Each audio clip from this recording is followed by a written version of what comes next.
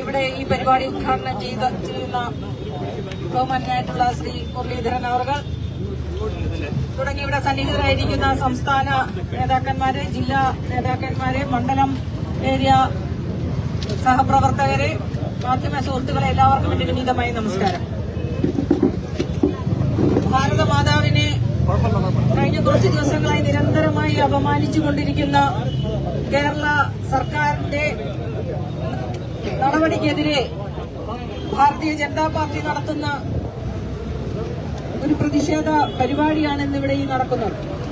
ഇതിൽ സ്വാഗതം ആശംസിക്കുക എന്നുള്ളതാണ് എന്റെ കർത്തവ്യം.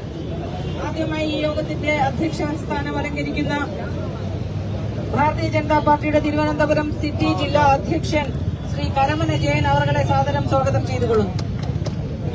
ഈ പരിപാടി ഇന്നിവിടെ ഉദ്ഘാടനം ചെയ്യുന്ന നമ്മുടെ പ്രിയപ്പെട്ട മുൻ കേന്ദ്ര വിദേശകാര്യ സഹമന്ത്രിയും മുൻ സംസ്ഥാന അധ്യക്ഷനുമായിട്ടുള്ള ശ്രീ വി മുരളീധരൻ അവരാണ്. അദ്ദേഹത്തെ ആദരപൂർവ്വം ഈ യോഗത്തിലേക്ക് സ്വാഗതം ചെയ്യുന്നു. ഇതോടൊപ്പം പങ്കെടുക്കുന്ന ശ്രീ അബ്ദുൾ സലാം സാർ മൈനോറിറ്റി മോർച്ചയുടെ ദേശീയ വൈസ് പ്രസിഡന്റാണ്. അദ്ദേഹത്തെയും ഈ വേദിയിലേക്ക് ആദരപൂർവ്വം സ്വാഗതം ചെയ്തുകൊള്ളുന്നു. സംസ്ഥാന വൈസ് പ്രസിഡന്റുമാരായിട്ടുള്ള Shrimati V T Rama teacher, Shri Sivankutty അവർ എന്നിവരെ ഈ വേദിയിലേക്ക് സ്വാഗതം ചെയ്തുകൊള്ളുന്നു. സംസ്ഥാന secretary Shri advocate J R Padmakumar അവർ ഇവിടെ സന്നിഹിതരായിട്ടുണ്ട്. അദ്ദേഹത്തെ ഈ വേദിയിലേക്ക് സ്വാഗതം ചെയ്തുകൊള്ളുന്നു. സംസ്ഥാന സെക്രട്ടറി ആയിട്ടുള്ള ശ്രീ അഡ്വക്കേറ്റ് സുരേഷ് അവർകളെയും ഈ വേദിയിലേക്ക് സ്വാഗതം ചെയ്തുകൊള്ളുന്നു. മുൻ ജില്ലാ അധ്യക്ഷനായിട്ടുള്ള പൂജപ്ര വാർഡിന്റെ പ്രിയങ്കരനായിട്ടുള്ള കൌൺസിലറുമായിട്ടുള്ള ശ്രീ വി വി രാജേഷ് അവർ ഇവിടെയുണ്ട്. അദ്ദേഹത്തെയും ഈ വേദിയിലേക്ക് ആദരപൂർവ്വം സ്വാഗതം ചെയ്തുകൊള്ളുന്നു. സിറ്റി ജില്ലാ ജനറൽ സെക്രട്ടറിമാരായിട്ടുള്ള ശ്രീ പാപ്പനംകോട് സജി അവർ, തിരുമല അനിൽ അവർ, മറ്റ് ഉപാധ്യക്ഷന്മാർ, ജില്ലാ സെക്രട്ടറിമാർ, ജില്ലാ ട്രഷറർ തുടങ്ങിയ സഹപ്രവർത്തകരുടെ മണ്ഡലം ജനറൽ സെക്രട്ടറിമാർ, ഏരിയ അധ്യക്ഷന്മാർ, ഏരിയ ജനറൽ സെക്രട്ടറിമാർ,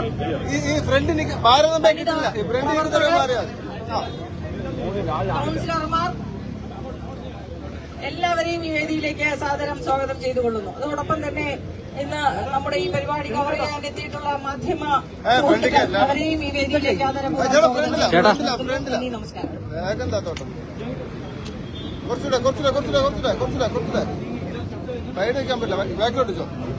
ഓക്കെ ബാക്കിലോട്ട് മതി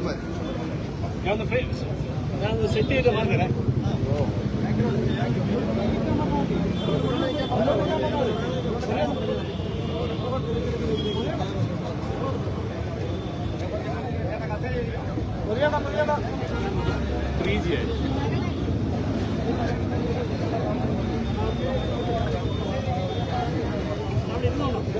ഞാൻ പറഞ്ഞുതരാം.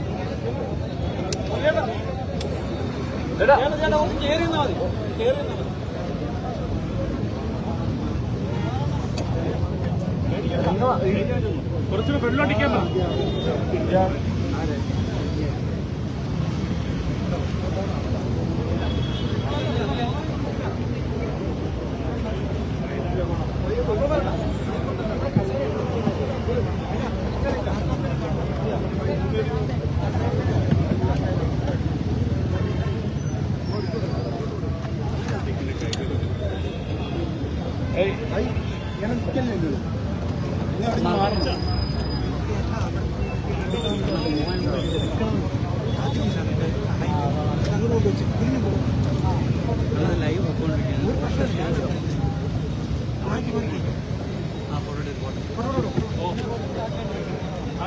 ബഹുമാനപ്പെട്ട ഭാരതീയ ജനതാ പാർട്ടിയുടെ തലമുതിർന്ന നേതാവും മുൻ കേന്ദ്രമന്ത്രിയും മെമ്പറുമായിട്ടുള്ള ശ്രീ മുരളീധരൻ പാർട്ടിയുടെ സംസ്ഥാന ഭാരവാഹികളായിട്ടുള്ള JR Padmakumar, advocate Suresh, Sivankutty, PT Rama, പാർട്ടിയുടെ ന്യൂനപക്ഷ മോർച്ചയുടെ all India vice president Shri Abdul Salam sir, പാർട്ടിയുടെ ജില്ലാ ജനറൽ സെക്രട്ടറിമാരായിട്ടുള്ള സിമി ജ്യോതിഷ്, പാപ്പനംകുടി സജി, തിരുമല അനിൽ, മുൻ ജില്ലാ അധ്യക്ഷൻ ശ്രീ VV രാജേഷ്, പ്രിയമുള്ള പാർട്ടി സഹപ്രവർത്തകരെ, പ്രിയമുള്ള സുഹൃത്തുക്കളെ, മാധ്യമ സുഹൃത്തുക്കളെ,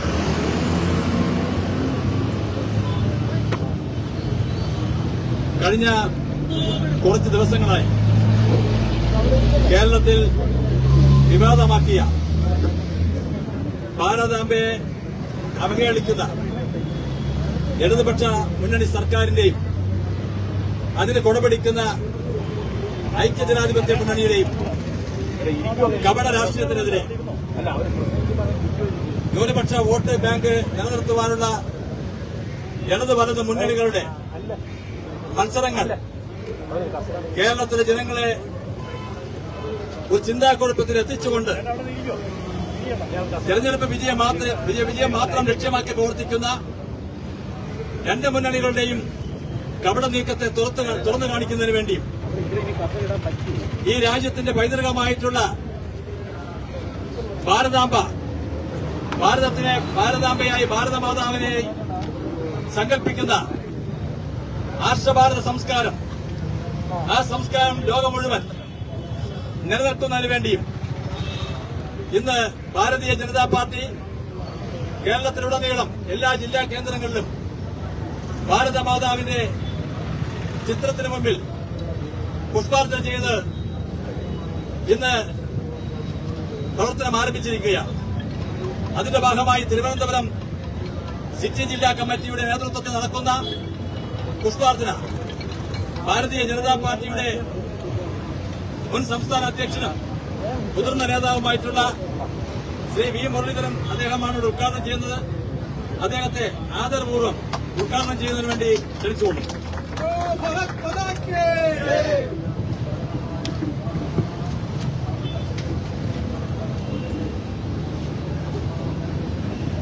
ഭാരതീയ ജനതാ പാർട്ടിയുടെ തിരുവനന്തപുരം ജില്ലാ കമ്മിറ്റി സംഘടിപ്പിച്ചിട്ടുള്ള ഈ പരിപാടിക്ക് നേതൃത്വം നൽകുന്ന പാർട്ടിയുടെ ജില്ലാ അധ്യക്ഷൻ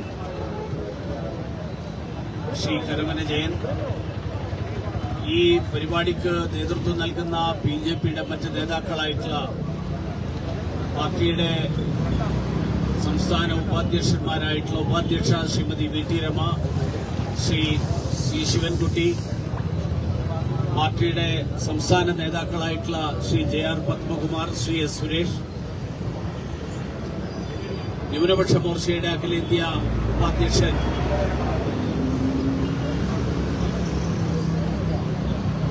അബ്ദുൽ സലാം സർ, മറ്റ് പാർട്ടിയുടെ മുതിർന്ന നേതാക്കളെ, സുഹൃത്തുക്കളെ, മാധ്യമ പ്രവർത്തകരെ, എല്ലാവർക്കും നമസ്കാരം. കേരളത്തിലെ മന്ത്രിമാരുടെ ഭാഗത്തുനിന്ന് ഈ നാടിന്റെ പാരമ്പര്യത്തിനും അഖണ്ഡതയ്ക്കും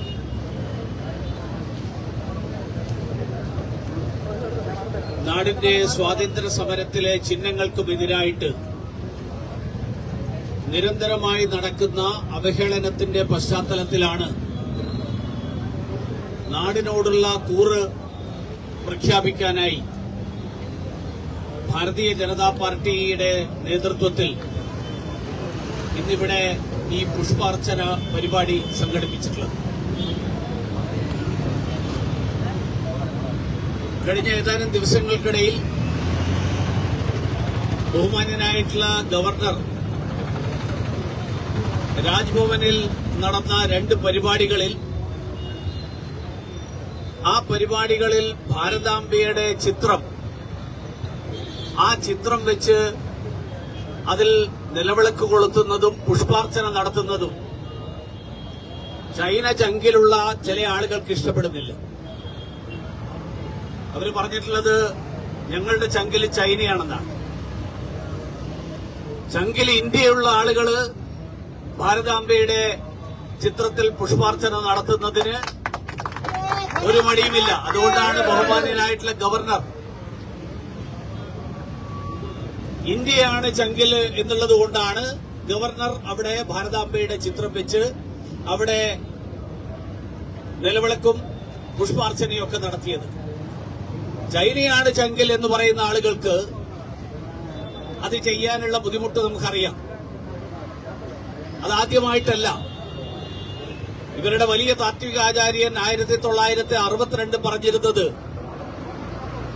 ചൈന ഇന്ത്യയെ ആക്രമിച്ച സമയത്ത് ആ താത്വികാചാര്യന്റെ സംശയം ചൈന ചൈനയുടേതെന്നും ഇന്ത്യ ഇന്ത്യയുടേതെന്നും അവകാശപ്പെടുന്ന ഒരു ഭൂമിയെ കുറിച്ചാണ് തർക്കമെന്നാണ്. ഇത് 62 മാത്രമല്ല, 1947 ഇന്ത്യക്ക് സ്വാതന്ത്ര്യം കിട്ടിയപ്പോ ഇന്ത്യക്ക് കിട്ടിയ സ്വാതന്ത്ര്യം യഥാർത്ഥ സ്വാതന്ത്ര്യമല്ല എന്ന് പറഞ്ഞ് നാട്ടിൽ അക്രമവും കലാപവും നടത്താൻ ഇറങ്ങി പുറപ്പെട്ട ആളുകളുടെ പിന്മുറക്കാരാണ് ഇപ്പോഴും ചങ്കിലെ ചൈനയുമായിട്ട് സ്വാതന്ത്ര്യം നേടി 75 വർഷങ്ങൾക്ക് ശേഷവും ഈ രാജ്യത്തെ ജനങ്ങളെ കബളിപ്പിക്കാൻ വേണ്ടി ശ്രമിച്ചുകൊണ്ടിരിക്കുന്നത്. കേരളത്തിലെ 2 മന്ത്രിമാര് കഴിഞ്ഞ ദിവസങ്ങളിൽ രാജ്ഭവനിൽ നടത്തിയിട്ടുള്ള കോപ്രായങ്ങൾ നമ്മൾ കണ്ടു. അവരുടെ ഈ പ്രകടനത്തിന്റെ അടിസ്ഥാനം എന്താണ് എന്നുള്ളത് ഇപ്പോഴും കേരളത്തിലെ ജനങ്ങൾക്ക് മനസ്സിലായിട്ടില്ല. അവര് പറയുന്നത് ഒരു സ്ത്രീയുടെ പടത്തിന്റെ മുന്നിൽ പുഷ്പാർച്ചന നടത്തുന്നു എന്ന് പറഞ്ഞാൽ സ്ത്രീയോടാണ് വിരോധം. സ്ത്രീയുടെ പടത്തിന്റെ മുന്നിൽ, ഞങ്ങൾക്ക് പരിചയമില്ലാത്ത ഒരു സ്ത്രീയുടെ പടത്തിന് മുന്നിൽ പുഷ്പാർച്ചന നടത്തുന്നു. ചരിത്രം അറിയാത്തതിന്, സ്കൂളിൽ പോകാത്തതിന് ബാക്കിയുള്ളവരെ കുറ്റപ്പെടുത്തിയിട്ട് കാര്യമില്ല. കേരളത്തിന്റെ വിദ്യാഭ്യാസ മന്ത്രി സ്കൂളിൽ പോയിട്ട് എനിക്കറിയില്ല, അദ്ദേഹം ഏതെങ്കിലും സ്കൂളിൽ എസ്എഫ്ഐയുടെ നേതാവായിരുന്നു. പക്ഷെ സ്കൂളിൽ ഏത് സ്കൂളിലാണ് പഠിച്ചത്? അദ്ദേഹം വാസ്തവത്തിൽ പഠിച്ചിട്ടുണ്ടോ, പാസ്സായിട്ടുണ്ടോ? സ്കൂളിൽ അഡ്മിഷൻ കിട്ടിയിട്ടുണ്ടോ, എടുത്തിട്ടുണ്ടോ?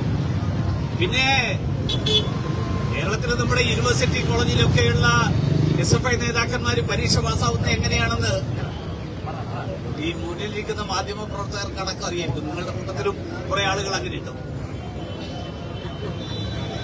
എല്ലാം പരിചയമുള്ള ആൾക്കാരുണ്ടോ? അപ്പൊ പരീക്ഷ പാസ്സായിട്ടുള്ളതാണോ എന്നുള്ളതാണ് എന്റെ സംശയം. കാരണം ഈ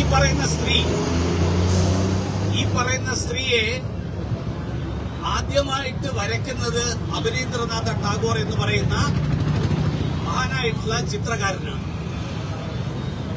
അബനീന്ദ്രനാഥ ടാഗോർ വരച്ച ചിത്രത്തിന്റെ അടിസ്ഥാനം അത് ബങ്കിം ചന്ദ്ര ചാറ്റർജി എഴുതിയ വന്ദേ മാതരം എന്നുള്ള സ്വാതന്ത്ര്യ സമര കാലത്ത് ഇന്ത്യയുടെ സ്വാതന്ത്ര്യ സമരത്തിന് ആവേശം പകർന്ന ഗാനമാണ്. അതിൽ പറഞ്ഞിരിക്കുന്നത് ഭാരതാംബ 4 കൈകളോടുകൂടി സശസ്ത്രയായിട്ടുള്ള ഭാരതാംബ, ആയുധങ്ങളേന്തിയ ഭാരതാംബ, 4 കൈകളിലും ആയുധങ്ങളുമായിട്ട് നിൽക്കുന്ന ഭാരതാംബ, ദുർഗാ ദശപ്രകരണ ധാരിണി, 10 കൈകളോടുകൂടിയിട്ടുള്ള ഭാരതാംബയെയാണ് ബങ്കിം ചന്ദ്ര ചാറ്റർജി അദ്ദേഹത്തിന്റെ കവിതയിൽ വന്ദേമാതരത്തിൽ വിശേഷിപ്പിച്ചത്. ആ ബങ്കിം ചന്ദ്ര ചാറ്റർജിയുടെ ആ ചിത്രീകരണത്തെ, അതിനെ ചിത്രരൂപത്തിലാക്കിയപ്പോൾ, ആ കവിതയെ ചിത്രരൂപത്തിലാക്കിയപ്പോൾ അബനീന്ദ്രനാഥ ടാഗോർ 1905 4 കൈകളോടുകൂടി കാവ്യ വസ്ത്രമണിഞ്ഞ ചിത്രം. ആ ചിത്രമാണ് അബനീന്ദ്രനാഥ ടാഗോർ രചിച്ച് ലോകം മുഴുവൻ പ്രസിദ്ധമായത്.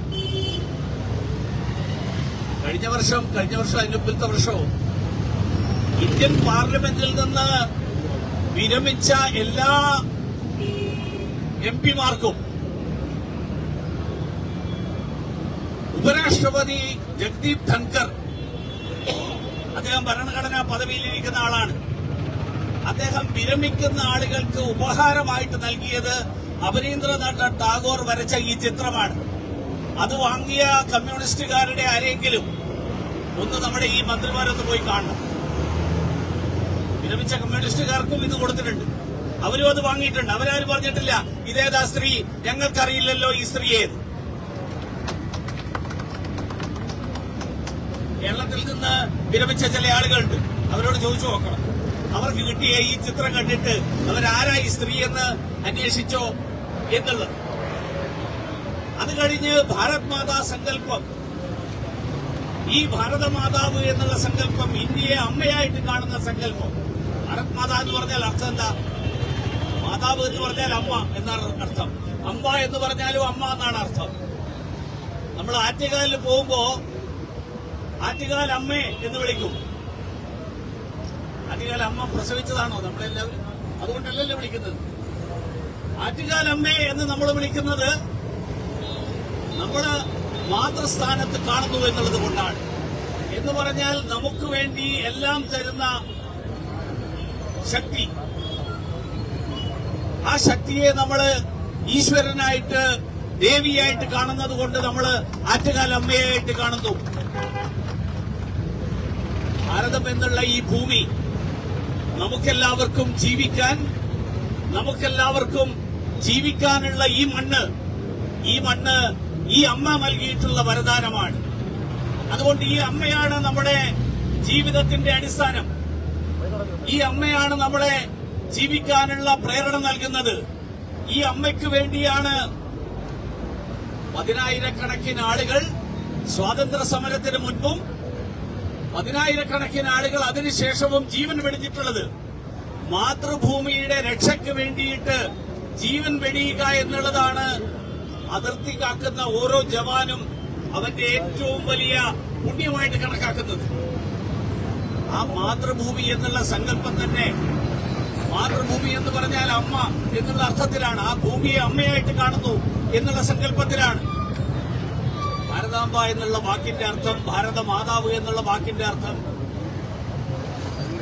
ഭൂമിയെ, ഈ ഭാരതത്തെ അമ്മയായിട്ട് കാണുന്നു എന്നുള്ളതാണ്. അമ്മ സ്ത്രീയല്ലാതെ വേറെ ഏതെങ്കിലും രൂപത്തിലുണ്ടാവും? അമ്മയെ സ്ത്രീയായിട്ട് കാണാൻ, സ്ത്രീയെ അമ്മയായിട്ട് കാണാൻ കഴിയാത്തതാണോ ഇവരുടെ പ്രശ്നം? അതിനെ തുടർന്ന് രാജ്യത്തിന്റെ വിവിധ ഭാഗങ്ങളിൽ ഭാരത് മാതാ മന്ദിറുകളുണ്ടായി, ഭാരത് മാതാ ക്ഷേത്രങ്ങളുണ്ടായി. വാരണസിയിൽ മഹാത്മാഗാന്ധിജിയാണ് അത് ഉദ്ഘാടനം ചെയ്തത്. ഹരിദ്വാറിൽ ഇന്ദിരാഗാന്ധിയാണ് ഉദ്ഘാടനം ചെയ്തത്.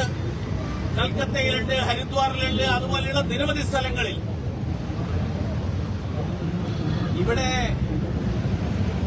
ഈ ഭാരതമാതാവിന്റെ ചിത്രം, ഈ ചിത്രത്തിൽ പുഷ്പാർച്ചന നടത്തുന്നതിന് ഇവരുടെ എതിർപ്പ് എന്തിനോടാണ് എന്ന് എനിക്ക് ഇതുവരെ മനസ്സിലായിട്ടില്ല. അവരാരും അത് വിശദീകരിച്ചിട്ടില്ല. ഭരണഘടനയിൽ ഇല്ലാത്തതുകൊണ്ട് ഞങ്ങള് ഒന്നും ചെയ്യില്ല എന്നാണ്. ഭരണഘടനയിൽ എന്തൊക്കെയുണ്ടെന്ന് നിങ്ങളൊന്ന് വായിച്ചു നോക്കണം. ഭരണഘടന 1949 നവംബർ 26 അംഗീകരിച്ച് 1950 ജനുവരി 26 ഇന്ത്യ റിപ്പബ്ലിക്കായപ്പോ പുറത്തിറക്കപ്പെട്ട ഭരണഘടന. ആ ഭരണഘടനയിലുള്ളതെല്ലാം ആദരിക്കാൻ തയ്യാറാണ് എന്ന് പറയുകയാണെങ്കിൽ നമുക്ക് അതിനെക്കുറിച്ച് ചർച്ചയാവും. ഭരണഘടനയിൽ ഇല്ലാത്തതുകൊണ്ട് അംഗീകരിക്കില്ല. ഭാരതാംബ ഭരണഘടനയിലില്ല.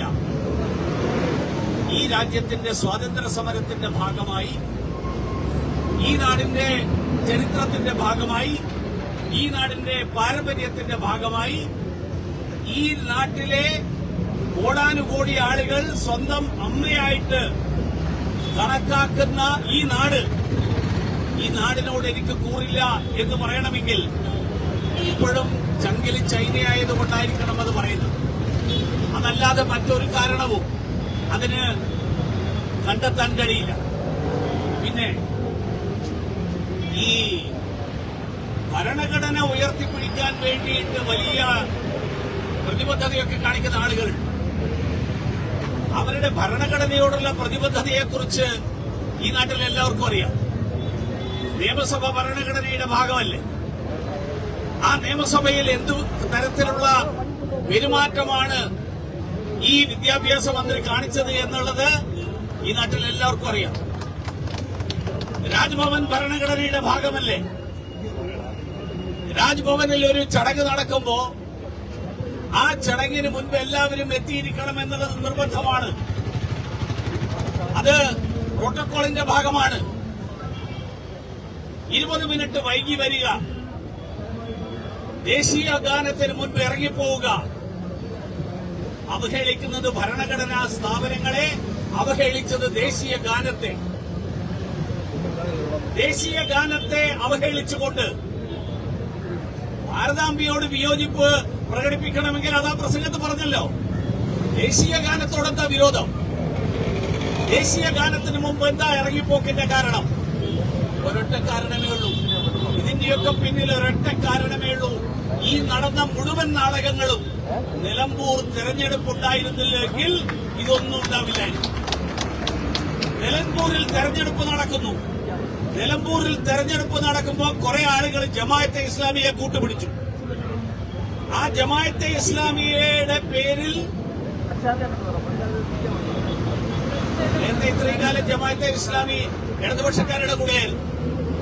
ആ ജമാഅത്തെ ഇസ്ലാമിയെ കൂട്ടുപിടിച്ചപ്പോ അങ്ങോട്ട് പോയ ആളുകളെ കുറച്ചുപേരെങ്കിലും തിരിച്ചു കൊണ്ടുവരണമെങ്കിൽ എന്തു വേണം എന്നുള്ളതിനെ കുറിച്ച് ആലോചിച്ച് എടുത്തിട്ടുള്ള നടപടിയാണ് ആദ്യത്തെ പ്രതിഷേധം. എന്തായിരുന്നു കൃഷി വകുപ്പിന്റെ പരിപാടി? മഴനടൽ പരിസ്ഥിതി ദിനത്തിലെ പ്രതിഷേധം നിലമ്പൂർ തെരഞ്ഞെടുപ്പിന്റെ പശ്ചാത്തലത്തിൽ, അത് കഴിഞ്ഞിട്ട് സ്കൌട്ട് ആൻഡ് ഗൈഡിന്റെ രാജ്യ പുരസ്കാര ചടങ്ങിലെ പ്രതിഷേധം നിലമ്പൂർ തെരഞ്ഞെടുപ്പ് നടക്കുന്ന ദിവസം ജമാഅത്തെ ഇസ്ലാമിയുടെ വോട്ടിന് വേണ്ടി ഇത്രയും വലിയ അഭ്യാസങ്ങൾ, ഇത്രയും വലിയ നാടകങ്ങൾ ഈ നാട്ടിലെ ഭൂരിപക്ഷ സമുദായത്തിന്റെ, ഈ നാട്ടിലെ പാരമ്പര്യത്തിന്റെ, സംസ്കാരത്തിന്റെ ഭാഗമായിട്ടുള്ള പ്രതീകങ്ങളെപ്പോലും ചവിട്ടിമെതിച്ചുകൊണ്ട്, ഭൂരിപക്ഷ സമുദായത്തെ അവഹേളിച്ചുകൊണ്ട്, ഈ നാട്ടിലെ ബഹുഭൂരിപക്ഷം വരുന്ന ജനങ്ങളെ അവഹേളിച്ചുകൊണ്ട് ഒരു കൂട്ടം ഭീകരവാദികളുടെ വോട്ടിനു വേണ്ടി, ഭീകരവാദത്തെ പിന്തുണയ്ക്കുന്നവരുടെ വോട്ടിനു വേണ്ടി, മതരാഷ്ട്രവാദത്തെ അംഗീകരിക്കുന്നവരുടെ വോട്ടിനു വേണ്ടി, ആ വോട്ടിനു വേണ്ടി നടത്തുന്ന ഈ നാടകങ്ങൾ, ആ വോട്ടിനു വേണ്ടി നടത്തുന്ന ഈ ചക്കളത്തി പോരാട്ടം, അതിന്റെ വസ്തുതകൾ തിരിച്ചറിയാൻ കേരളത്തിലെ ജനങ്ങൾക്ക് സാധിക്കും. വോട്ടിനു വേണ്ടി 4 വോട്ടിനു വേണ്ടി നടക്കുന്ന ഈ അഭ്യാസം ഈ രാജ്യത്തിന്റെ പാരമ്പര്യത്തെ ചവിട്ടിമെതിച്ചുകൊണ്ട്, ഈ രാജ്യത്തെ കോടിക്കണക്കിന് ആളുകളുടെ സ്വാഭിമാനത്തെ ചവിട്ടിമെതിച്ചുകൊണ്ട്, സ്വാതന്ത്ര്യത്തിനു വേണ്ടി ജീവൻ വെടിഞ്ഞ 10,000-കണക്കിന് ആളുകളുടെ ജീവന്റെ വിലയില്ലാതാക്കുന്ന സമീപനം, ആ സമീപനം സ്വീകരിക്കുന്നവരാരാണെങ്കിലും, അതിന്റെ ലക്ഷ്യം എന്താണെങ്കിലും ശരി, അതിന്റെ ഉദ്ദേശം എന്താണെങ്കിലും ശരി, അങ്ങനെ ശ്രമിക്കുന്ന ആളുകൾ, അങ്ങനെ നടത്തുന്ന ആളുകളെ, അവർക്ക് ചരിത്രത്തിൽ അവരുടെ സ്ഥാനം എന്തായിരിക്കും എന്നുള്ളത് ഈ രാജ്യത്തെ ജനങ്ങൾ വ്യക്തമാക്കും. അതുകൊണ്ട് ദേശീയ ചിഹ്നങ്ങളെയും സ്വാഭിമാന പ്രതീകങ്ങളെയും, ഈ നാടിനോടുള്ള കൂറിനെയും, ഈ നാടിനോടുള്ള അഭിമാനത്തെയും, ഈ നാടിനെ സ്വന്തം അമ്മയായിട്ട് കാണുന്ന ഈ നാടിന്റെ പാരമ്പര്യത്തെയും, ആ പാരമ്പര്യത്തെ ഇല്ലാതാക്കാൻ ചൈന ചങ്കിൽ വെച്ചുകൊണ്ട് നടക്കുന്ന ചില ആളുകൾ, ആ ആളുകൾ നടത്തുന്ന ഇതുപോലെയുള്ള കോപ്രായങ്ങൾ കൊണ്ട് സാധ്യമാകില്ല.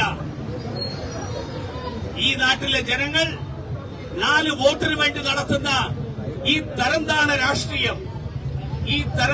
രാഷ്ട്രീയത്തെ തിരിച്ചറിയും. ഈ തരംതാണ രാഷ്ട്രീയം ഇന്ത്യയുടെ ദേശീയതയുടെ മുകളിൽ, അതിന്റെ മുകളിൽ ചോദ്യചിഹ്നങ്ങൾ ഉയർത്തിക്കൊണ്ട് 4 വോട്ടിന് വേണ്ടി നടത്തുന്ന തരംതാണ രാഷ്ട്രീയം, ആ തരംതാണ രാഷ്ട്രീയം അവസാനിപ്പിക്കണം. ദേശീയ ചിഹ്നങ്ങളോട്, ദേശീയ പ്രതീകങ്ങളോട്, ആ പ്രതീകങ്ങളോടുള്ള അവഹേളനം, ആ അവഹേളനം തുടർന്നാൽ ഈ നാട്ടിലെ ജനങ്ങൾക്കറിയാം അങ്ങനെ അവഹേളിക്കുന്നവരെ ചരിത്രത്തിൽ അവർക്ക് ഏത് സ്ഥാനത്താണ് അവരെ ഇരുത്തേണ്ടത് എന്ന്. അതുകൊണ്ട് ഈ മന്ത്രിമാരെ നടത്തുന്ന കോപ്രായം, ഈ കോപ്രായം കൊണ്ട് കേരളത്തിലെ ജനങ്ങളെ തെറ്റിദ്ധരിപ്പിക്കാനാകില്ല.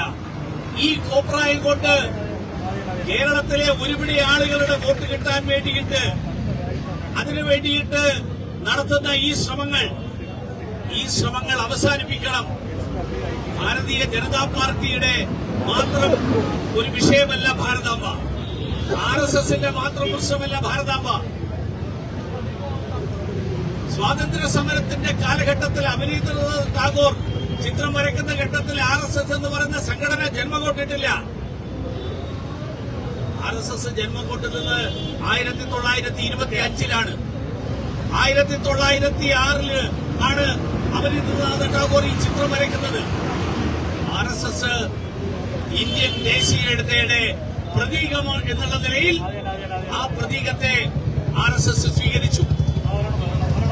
കാവിക്കൊടിയോടാണ് എതിർപ്പെങ്കിൽ കാവിക്കൊടി ത്യാഗത്തിന്റെ ചിഹ്നമാണ്, സമർപ്പണത്തിന്റെ അടയാളമാണ് എന്നുള്ളത് RSS അല്ല പറഞ്ഞത്, മഹാത്മാഗാന്ധിയാണ് പറഞ്ഞത്.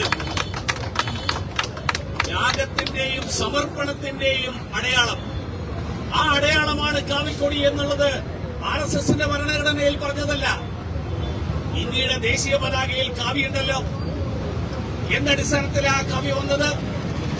അത് ത്യാഗത്തിന്റെ പ്രതീകം എന്നുള്ള നിലയിലാണ് വന്നത്. അപ്പൊ ഇന്ത്യയുടെ ദേശീയ പതാകയിലുള്ള കാവിയോട് അലർജി ഉണ്ടെങ്കിൽ ആകെ ചൈനയെ ചങ്കിലേറ്റ് നടത്തുന്ന ആളുകൾക്ക് ഒരൊറ്റ നിറത്തോട് മാത്രമേ താല്പര്യമുള്ളൂ എങ്കിൽ അവര് ഈ നാട്ടിൽ ജീവിക്കണ്ട, അവർക്ക് സ്വന്തം അവരുടെ ചങ്കിലുള്ള ചൈനയിൽ പോയിക്കോട്ടെ, അവിടെ അവരെ സ്വീകരിക്കുമെങ്കിലും. അതുകൊണ്ട് ഈ നാടിന്റെ ദേശീയ ചിഹ്നങ്ങളെ അവഹേളിച്ചുകൊണ്ട് ഇന്ത്യൻ സ്വാതന്ത്ര്യ സമരത്തെ ഒറ്റുകൊടുത്ത ആളുകളാണ് ഈ ആളുകൾ. 1942 ക്വിറ്റ് ഇന്ത്യ പ്രക്ഷോഭം നടന്നപ്പോ കമ്മ്യൂണിസ്റ്റുകാർ അതിനെ ഒറ്റുകൊടുത്ത ആൾക്കാരാണ്. മഹാത്മാഗാന്ധിയെ മിസ്റ്റർ ഗാന്ധി എന്ന് വിളിച്ച ആളുകളാണ്. സുഭാഷ് ചന്ദ്രബോസിനെ ബ്രിട്ടീഷുകാരുടെ ചെരുപ്പ് നക്കി എന്ന് വിളിച്ച ആളുകളാണ്.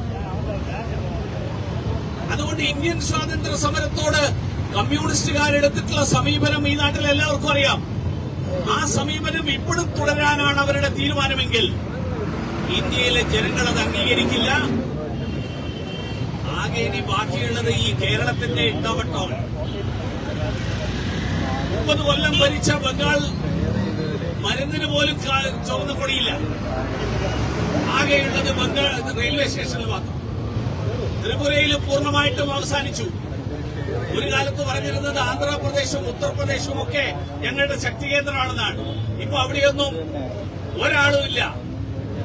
ഇനി ബാക്കിയുള്ള കേരളത്തിലെങ്കിലും നിലനിൽക്കണമെങ്കിൽ ഇന്ത്യയുടെ ദേശീയതയെ അംഗീകരിച്ചുകൊണ്ട്, ഇന്ത്യയുടെ പാരമ്പര്യത്തെ അംഗീകരിച്ചുകൊണ്ട്, ഇന്ത്യൻ സ്വാതന്ത്ര്യ സമരത്തെ അംഗീകരിച്ചുകൊണ്ട്, സ്വാതന്ത്ര്യ സമരത്തെ ഒറ്റുകൊടുത്ത ആ പിന്മുറക്കാർ, അവരുടെ ആ ആളുകളുടെ പിന്മുറക്കാർ ഇപ്പോഴും അതേ നിലപാട് തുടരാനാണ് ഭാവമെങ്കിൽ ഈ നാട്ടിലെ ജനങ്ങൾ അവർ അർഹിക്കുന്ന ചരിത്രത്തിന്റെ അവരർഹിക്കുന്ന സ്ഥാനത്തേക്ക് വലിച്ചെറിയും എന്ന് മാത്രം സൂചിപ്പിച്ചുകൊണ്ട് ഞാൻ എന്റെ വാക്കുകൾ അവസാനിപ്പിക്കുന്നു. എല്ലാവർക്കും നമസ്കാരം.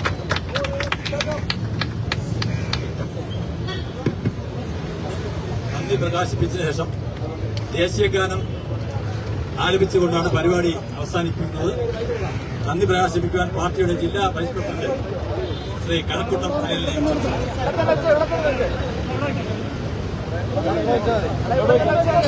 തിരുവനന്തപുരം ജില്ലാ കമ്മിറ്റി സംഘടിപ്പിച്ച ഭാരതാംബയുടെ മുന്നിൽ പുഷ്പാർച്ചന നടത്തിക്കൊണ്ടുള്ള ഈ സെക്രട്ടേറിയറ്റ് നടയിലുള്ള പരിപാടിയിൽ ഉദ്ഘാടനം ചെയ്യാൻ എത്തിച്ചേർന്നിട്ടുള്ള നമ്മുടെ ആദരണീയനായിട്ടുള്ള നേതാവ് ശ്രീ വി മുരളീധരൻ ചേട്ടനാണ്.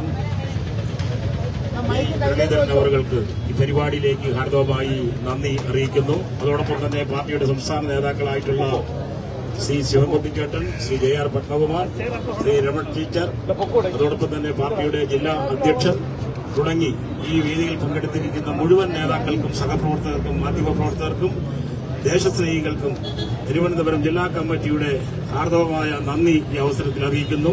നന്ദി, നമസ്കാരം. ഭാരത് മാതാ കി ജയ്. ഭാരത് മാതാ കി, ഭാരത് മാതാ കി, ഭാരത് മാതാ കി. ദേശീയഗാനം.